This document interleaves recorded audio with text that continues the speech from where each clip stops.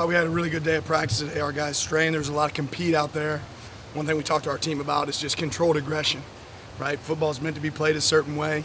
Sometimes we get ramped up and we're attacking each other. We got to realize that doesn't help us win football games, right? We got to take it out in between the whistles, really control that. But our guys have done a good job. Finished really hard there at the end with a good conditioning period.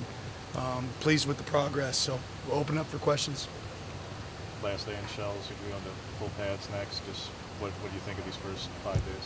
Yeah, it's been good work. Our guys have done a good job. Still plenty of mistakes. Not where we need to be yet, but pleased with the progress.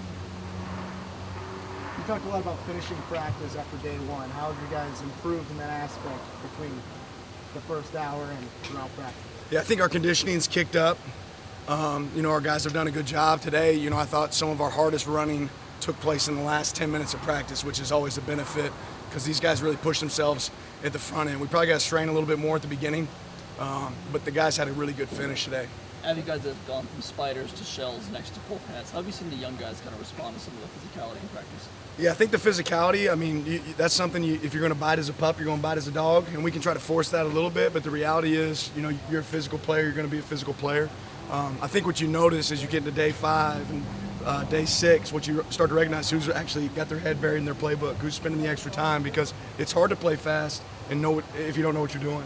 And that probably sticks out the young guys that are putting in the extra time that's required to be successul. Those are the guys that are reaping the benefits right now. Who's done that? There's a few guys. I just threw kudos to Kamari Terrell. He's done a really good job of meeting and taking extra time to watch film, doing the little things. That's a good example of one guy. Who's the guy that sets an example for that, being a better player? I think a lot of our guys take that opportunity. I know like Bennett Williams is a guy that's met with a lot of young guys. Brandon Doris is a guy that's met with young guys talking defensively. Ryan Walk on offense. These guys are looking for opportunities to pull people along with them because they've been through it.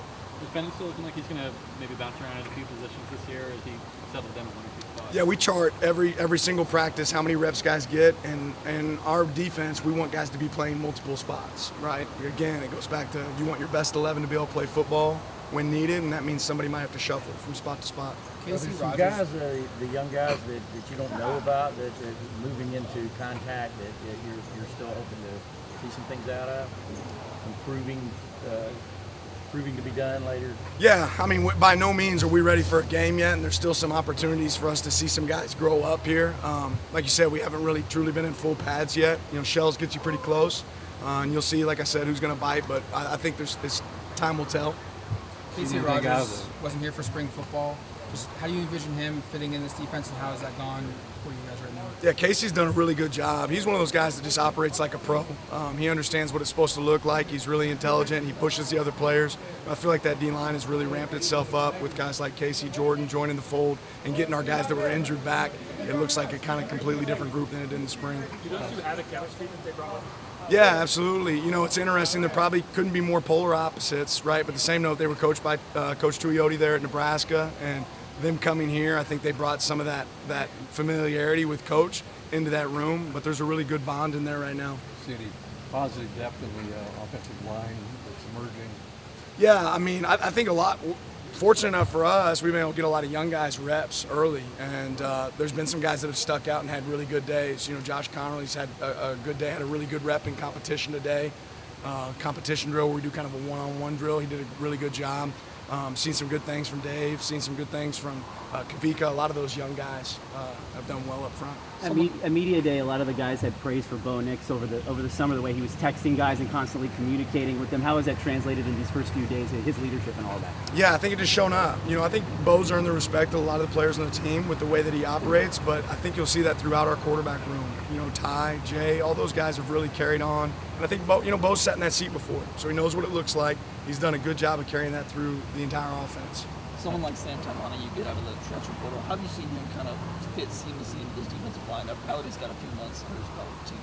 Yeah, I've always felt like your best teams are what I would call player-led teams. And I won't go into details about what it's about, but I walk into a team meeting the other day and Sam, Taki's in the front of the room, Brian Addison's in the front of the room, and they're talking to the team about the things that we got to do better. The coaches aren't in the room, so I think that speaks to the character of the players on our team when they're having those conversations without us in there. And he's done a really good job. And you know what? I think he wants to raise his standard of play. So I think the thing that we want to recognize, sometimes you're afraid to be a leader and you're afraid to say things because you're like, well, I still make mistakes. And the reality is, I make mistakes. The coaches make mistakes. The players make mistakes. What we got to do is own them, but still be willing to call people out and get better. And Taki's done a good job of that. Haven't seen Solid the past couple of days. Is that something you could? Yeah, minor ding. I think we'll get it back here shortly. And Mikhail Abese as well. Yeah, his maybe a little longer term. We'll see. Does Taki, from an on-field standpoint, remind you of anybody you coached the past stop? Not off the top of my head. You know, Taki's a really good player. I think he does a lot of good things well, but I describe Taki as Taki. Can you talk about the younger line getting some opportunities then between Solid being out and TJ a little limited? Just for Josh, for Kavika, for Dave, for some of these guys, even Marcus, frankly, man, not a lot of game guys. What has this past week meant for those guys, whether it be the freshmen or just less heralded guys? Yeah, well, I think it's something.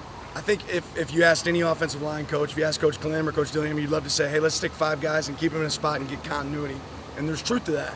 But the reality is you also want to make sure that you're working those guys at multiple spots. And I think that's really what this has created for us, is an urgency as coaches to try some guys in different locations to improve our ability to be, adaptable. And, you're going to take some warts because of that, but those guys have done a really good job of getting better. And you know what? When you go against good competition, you get better.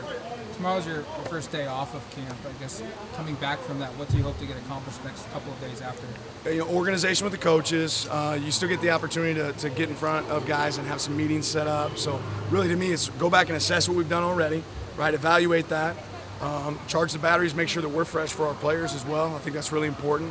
People don't get enough sleep in fall camp. People stay up here till 1 a.m. That's not what we need as coaches or as players. So we'll hit the reset button, make sure we're doing a good job of pushing that forward, evaluate what we've done already, and then assess what do we need to keep pushing from an install standpoint.